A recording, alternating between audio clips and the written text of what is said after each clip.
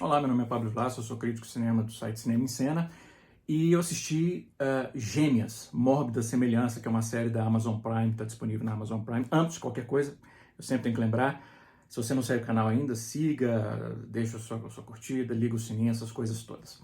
É importante para o canal isso. Mas eu assisti Gêmeas, Mórbida Semelhança, que é baseado no filme que o Cronenberg dirigiu no final da década de 80, com o Jeremy Irons, que girava em torno de dois gêmeos ginecologistas, que inclusive era baseado numa história real.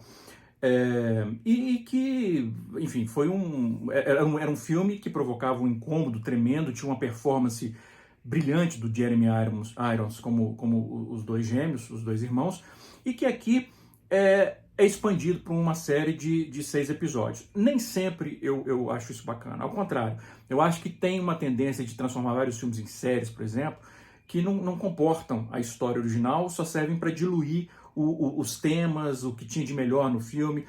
Quer dizer, eu não estou julgando porque eu não vi ainda, não sei nem se eu vou ver, para falar a verdade. Mas eu vi, por exemplo, o trailer de uma série que vai ser baseada no Atração Fatal, né, o filme com Michael Douglas, Glenn Close, Anne Baxter, que é também um filme do final da década de 80, segunda metade da década de 80. E assim, claramente, você vê assim, eles tentando repetir pontos específicos, famosos, inclusive ela fala, né, "You're not going to ignore me, Dan", e a atriz fala até com a mesma inflexão que a Glenn Close falava, então você vê assim, que tá no trailer isso, que é uma tentativa de aproveitar o que tem de sucesso ou de memória das pessoas do filme para transformar numa série, porque tudo tem que ser sério hoje em dia. Então, assim, me preocupou um pouco quando eu comecei a assistir o Gêmeos, Mórbida Semelhança, o original, né, no Brasil chamava Gêmeos, Mórbida Semelhança, que acontecesse isso, assim, que os temas do filme, que a atmosfera do filme carregada se diluísse numa série. E isso não acontece. Isso não acontece. Em primeiro lugar, ao contrário. O fato de transformar os dois ginecologistas em duas ginecologistas, né, os irmãos em duas irmãs gêmeas, é algo brilhante, porque abre uma série de portas para desenvolver tematicamente questões que são extremamente relevantes, não só de um ponto de vista contemporâneo, né, que são até hoje estão sendo muito mais discutidos de uma maneira muito mais complexa e madura do que era na década de 80, então transformar em duas mulheres abre as portas para essas discussões, mas porque certos temas, né, o simples fato de eles serem ginecologistas, isso trazia certos subtextos para o filme original que a série subverte. Por exemplo, quando no original você vê o personagem um dos personagens do Jeremy Irons desenvolvendo instrumentos cirúrgicos que parecem instrumentos de tortura para o exame, para a cirurgia. Isso tinha um contexto que era um contexto completamente diferente se você tem duas mulheres e que aqui demonstram, todas as duas, apesar de elas terem personalidades muito diferentes, eu vou falar sobre isso daqui a pouco, independente de uma parecer ser mais cruel do que a outra, ou mais instável do que a outra, a preocupação que elas têm com as pacientes e com o bem-estar das pacientes, isso sempre fica claro. E isso é importante. Assim como é importante uma decisão que eles tomam, que tem um elemento da dinâmica que era fundamental no filme original, que era quando entrava uma mulher na vida dos dois e que estavam acostumados a, entre aspas, dividir as suas conquistas, né? Principalmente o cara que era mais extrovertido, conquista e depois passa para o irmão, e de repente esse irmão mais tímido se apaixona por uma atriz e isso altera a dinâmica entre eles. Isso se mantém na série. Só que eles poderiam, por exemplo, já que eles transformaram os irmãos em irmãs, eles poderiam ter transformado a atriz em ator. E ainda bem que eles não fizeram isso. Inclusive até o nome da personagem é uma referência à atriz original. A atriz que faz essa personagem no filme de 87, acho que é o filme de 87, era Genevieve Bujold, e aqui a personagem se chama Genevieve. Então é uma referência à atriz. Mas é inteligente porque se a gente tivesse as duas mulheres, né, as duas protagonistas, as duas personagens brigando por causa de um homem, se desentendendo por causa de um homem, todo o subtexto que isso traz entraria em conflito com a força dessas personagens e com a natureza independente das personagens. O fato de ser um triângulo amoroso, não é bem um triângulo, mas enfim, de um ponto de vista temático, pode ser considerado um triângulo amoroso, ser entre 3 mulheres, isso evita esse subtexto, que seria um subtexto que eu acho que diminuiria a série. É uma série enxuta, 6 episódios, os episódios adotam estruturas que são estruturas diferentes, eu acho isso bacana. Tem um episódio, por exemplo, que começa e de repente fala assim, 17 horas antes. Já tem um outro episódio que é estruturado de acordo com os dias da semana. tem um outro episódio que tem uma cronologia super fluida, e eu acho isso bacana porque isso mantém sempre o espectador curioso em relação à maneira como a história está se desenvolvendo. A direção dos episódios é uma direção uniforme na sua coesão, eu não quero usar a palavra brilhantismo, não acho que chega a ser brilhantismo, mas na sua competência. Na sua competência. Decisões simples, como por exemplo, tem um plano que acho que é um plano que abre um dos episódios, em que a gente vê uma das personagens deitada, ela está preparando para um procedimento de inseminação artificial que a irmã vai fazer. Então a gente vê o plano dessa personagem, e aí a câmera, em vez dela fazer uma panorâmica e virar para outra irmã, ela faz uma panorâmica horizontal, faz uma panorâmica vertical, né? Ela inverte no eixo vertical, e aí quando ela mostra outra irmã aparece de cabeça para baixo. O que é sensacional, porque isso reflete muito a personalidade das duas irmãs. Então eu gosto disso. É claro que aqui e ali tem uma obviedade, mas é até uma obviedade que funciona. Por exemplo, um filme sobre duas mulheres que tem uma série de conflitos psicológicos, e que a narrativa gira em torno do conflito entre essas duas mulheres, era praticamente inevitável que em algum momento ele fosse fazer uma referência visual ao plano mais famoso de Persona do Bergman, e aqui faz. Né, logo nos primeiros episódios. Só que em vez de elas estarem em pé, né, uma olhando para a câmera e outra de lado na frente dela, elas estão deitadas, uma está deitada, a outra deita na frente, e forma aquele plano clássico do Persona. Mas eu acho que é inevitável e apropriado, né, em função até do próprio tema.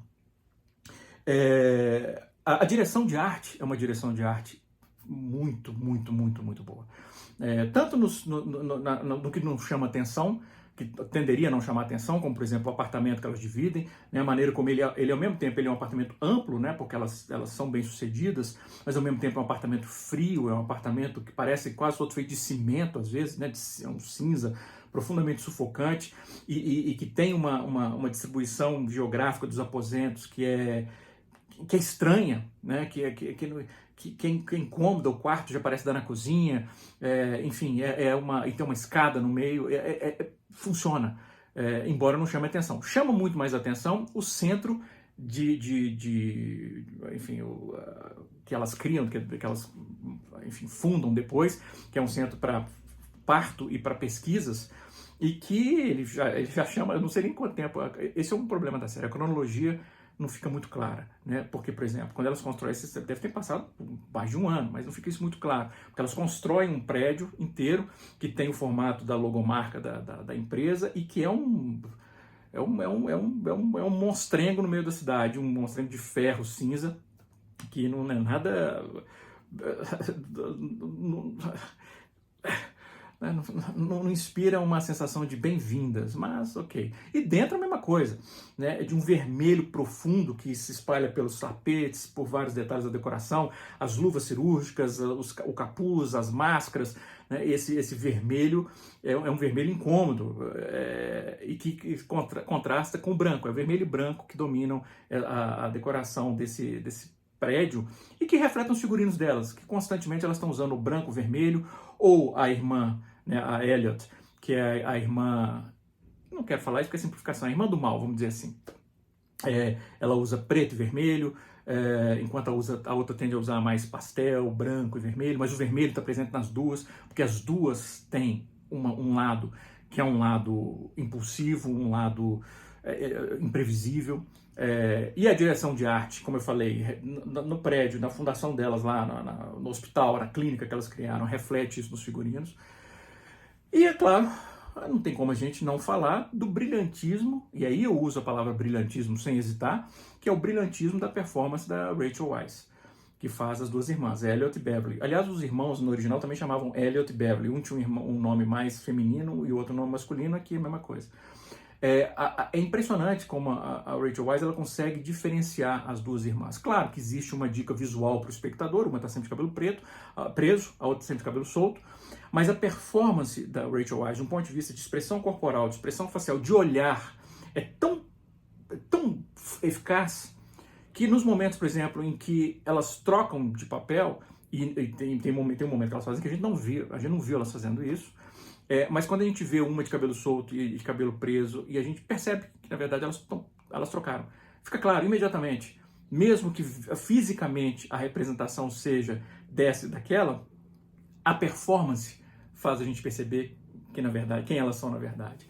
É uma performance, sim, realmente é brilhante, para ganhar todos os prêmios do Emmy, enfim. E a personalidade delas, e a complexidade, porque não é simplesmente, e é por isso que eu hesitei em falar do mal e do bem, porque não é isso. As duas irmãs são extremamente complexas, são muito complexas. A relação entre elas é muito complexa. A série, na verdade, ela é um grande estudo da relação entre essas duas mulheres, que tem sim toques incestuosos e uma relação nem é de, eu não sei se eu falaria codependência, simbiótica ou autodestrutiva, é tudo isso. Né? E isso, a Rachel Weisz, ela transmite muito bem essa dinâmica entre as duas. A sensação que a gente tem ao ver a série é que nós estamos vendo duas atrizes. Não é que a gente está vendo uma atriz fazendo dois papéis, é que são duas atrizes. E, aliás, os efeitos visuais, obviamente, são brilhantes, porque também, aí merece a palavra brilhante, porque a gente vê as duas contracenando em todo tipo de ambiente, com todo tipo de iluminação, e nunca deixa de ser convincente. Mas eu também tenho que dar crédito à performance da Jennifer Ailey, que faz a milionária, a bilionária que elas, né, abordam para poder patrocinar o centro delas, e que é obviamente inspirada nessa família, que se o nome também não interessa, o nome dessa família tem que ser esquecido, a não ser para ser punido, que é essa família responsável pela crise de opioides nos Estados Unidos. E ela é de um cinismo, mas ao mesmo tempo de um pragmatismo, que são assim, não deixam de ser fascinantes, né? E ela tem monólogos que são, de novo, que refletem o seu cinismo e o seu descaso e a paz que ela atingiu consigo mesma, sabendo o que a sua família provocou, que também uma performance brilhante. Eu tenho alguns problemas com a série. Eu acho, por exemplo, que o uso de músicas me incomoda. As músicas incidentais que eles colocam em vários pontos me incomodam porque são óbvias demais. Por exemplo, Super Freak, no final de um episódio, She's a Super Freak. Pô, pelo amor de Deus, não ficou claro isso ao longo do episódio? Sem colocar uma música no final? Ou então, meu mundo não é nada sem você? Ou, sabe, as músicas são músicas que parecem martelar o que o episódio já tinha feito muito bem. Eles fazem isso várias vezes em vários episódios, isso me incomodou bastante. E a subtrama envolvendo uma personagem que é a Greta, que embora tenha, eu não vou dar spoiler, mas enfim, embora tenha, né, a gente acaba descobrindo qual que era o lance dela, por que ela faz o que ela faz ao longo dos episódios, e tem uma coisa comovente ali, parece que é uma história completamente à parte. E isso me incomodou, porque tira um pouco da coesão da narrativa. Agora, de um ponto de vista de atmosfera, é como a série Fargo. Uma coisa que me impressiona na série Fargo, que eu amo, principalmente a primeira temporada. Eu gosto das 3 primeiras temporadas, mas a primeira em especial. É como eles conseguem capturar a atmosfera de um filme dos irmãos Coen. Você sente que você está vendo um filme dos irmãos Coen, mesmo que os irmãos Coen não tenham tido qualquer tipo de relação com a série.